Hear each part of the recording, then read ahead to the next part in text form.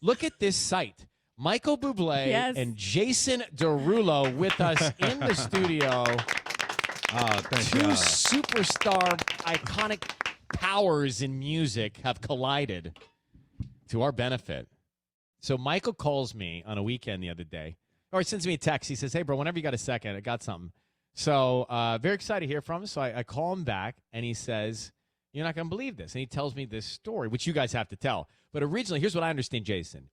This is your brainchild, and you called Michael Bublé to do a Christmas song. I did. So yeah. So what happened? So like every other artist, every other musician in the world, we think we have this bright idea to do a song with Michael Bublé for Christmas time. You know, I think we all know that Michael Bublé owns, that sector. So yeah, I thought it was, a brilliant idea. I was like, I know what to do for Christmas. I got the guy. I had met Michael, a couple of times in passing, and we've built, a nice relationship. So I felt like I could call my guy and be like, let's do a Christmas song together. And Michael was like, how about that was his first reaction? Yeah, like, I don't know, man. I mean, how about we just try something else? No. He called me, he's like, man, we got to do something. And I was like, yeah, of course we do. And he's like, dude, Christmas is coming up. And I think, like, within seconds, I was like, no. I was like, no. And then I said to him, it was complimentary, but I said,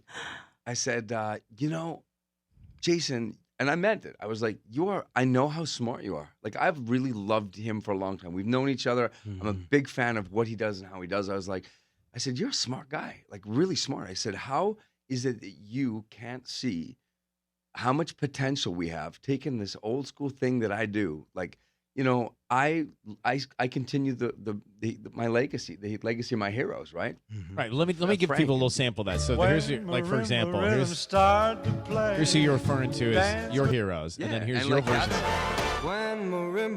Yeah, look at that. So that's exactly. So like that is the world that I love and live in, and it is my passion. And I was like, you understand, Mr. Derulo, that the roots of all of that music, all of that goodness is literally the tree in which we've all come from, in pop music and hip hop and rap and all of it.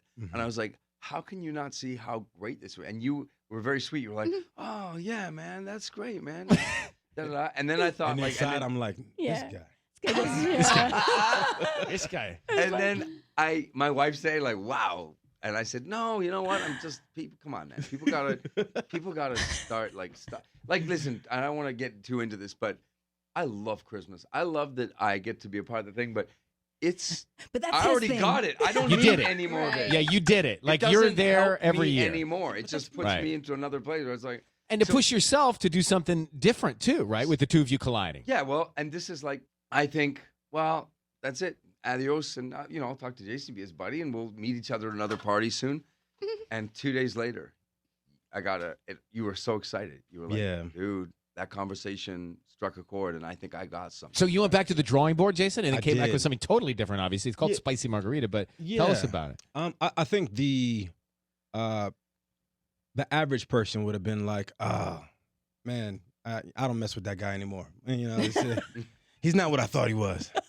But no, for me, I saw the truth, and I saw the vision that he had in mind, and it was the Clash of Worlds, and I thought it was brilliant because I do Clash of Worlds very well.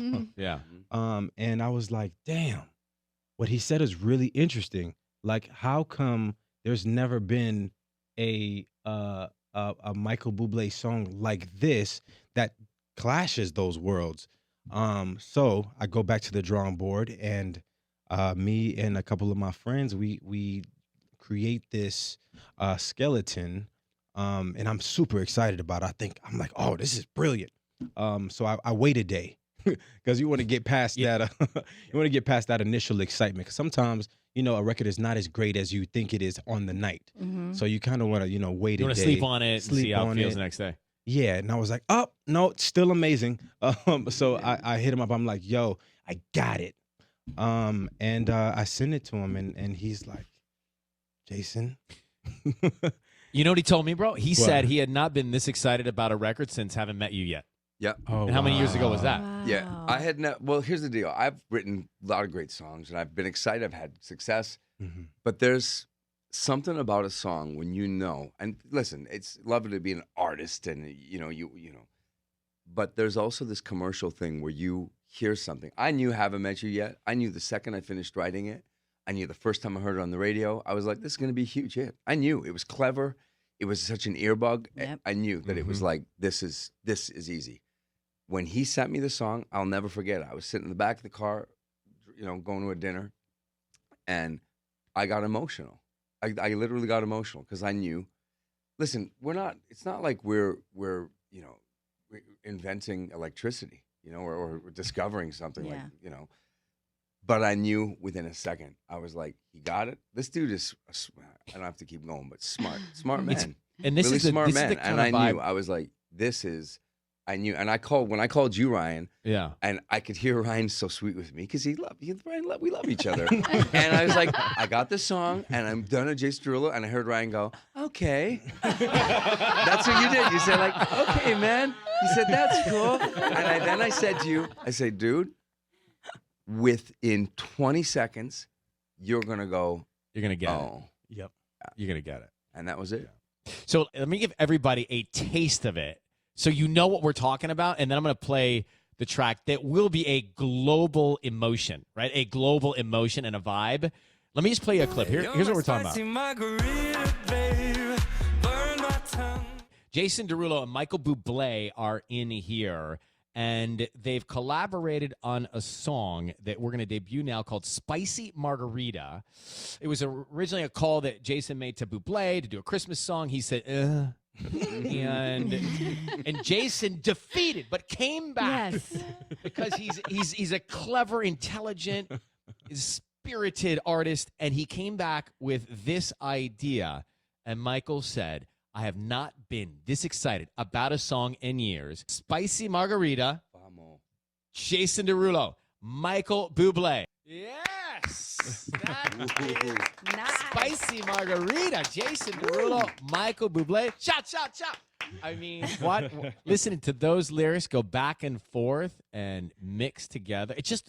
It's remarkable how it works. It you know? works. Yeah, It's man. weird. It works. It's so weird. I know people at first they're gonna think the collaboration is strange, because obviously I live in my world and I'm this crooner that lives in that that world of Frank and Dean and Bobby, and he's a pop star, right? But what's so cool is it doesn't take people very long to understand that it works. And I knew Yeah. it would work, and the way that you wrote around it and stuff is so good, man. I What love was it. what was the magic there? Why does that click, right? Because you could do a lot of things. You could come up with something else and try and mix it together, and it just would sound forced. It doesn't sound forced. You know what? To me, a record has to be great first and foremost, right? And you always have to feel something first. So that's a given. But I think when something is able to cut through the noise, I feel that that's equally as important. There's just a lot of the same kind of thing going Yeah, on. that doesn't sound like anything else. Yeah, and when something is like just totally different. I remember when I put out Talk Dirty, Mike Karen, he was like, "This is either gonna be a big hit or it's gonna go double wood and nobody's gonna like it." Because it's just unlike anything else, and and I feel that way about this. When you have something that just cuts through the noise and it's great, it's just a whole different kind of monster. What's your wife say about it, Michael? Loves it. Yeah. Loves it. Knew instantly. It's funny, man. It was one of my favorite parts of this was going in the studio with him. We were recording. I did my vocal. I sort of messed around with obviously I changed the lyrics to the original song, right? And then I did my recording, and I was really happy with it. And I was like, "Hey, man, this is hot. Like this slaps." Like, and he kind of did the same thing I had done to him with the first conversation, and he was like, "Yeah, Mike." Oh, no. And I said, "You like it?" And he said, "Yeah." He said, "Man, you sing. You sing it so great." And I was like, and then I could feel and then he said, "But," and I said, "Uh-huh." I was in a trailer. I was making a film, and he goes, "But, I don't want you to sound like you're in my world. He said, the magic of this song will be you in your world and me in mine. And bringing it and I together. remember my manager was sitting next to me, and I said, Jason, thank you. I said, you're an artist, man. I said, I can't tell you how much I appreciate that you have a vision, that you can articulate that vision, and that you now allow me to go and try to execute on that. So I rewrote the whole opening. Nick, my partner, my music partner, he created this beautiful orchestral moment to start the song, and it's a little slower. And then I sang it like Michael Bublé would sing it, because I was trying to get into a more poppy, human nature, right? That's natural. But the dude knew, and you probably thought, oh, I don't want to hurt his feelings. Yeah, I didn't want to hurt Mike's feelings. I mean, Must have been a tough conversation. I've been listening to Mike since I was in college, man.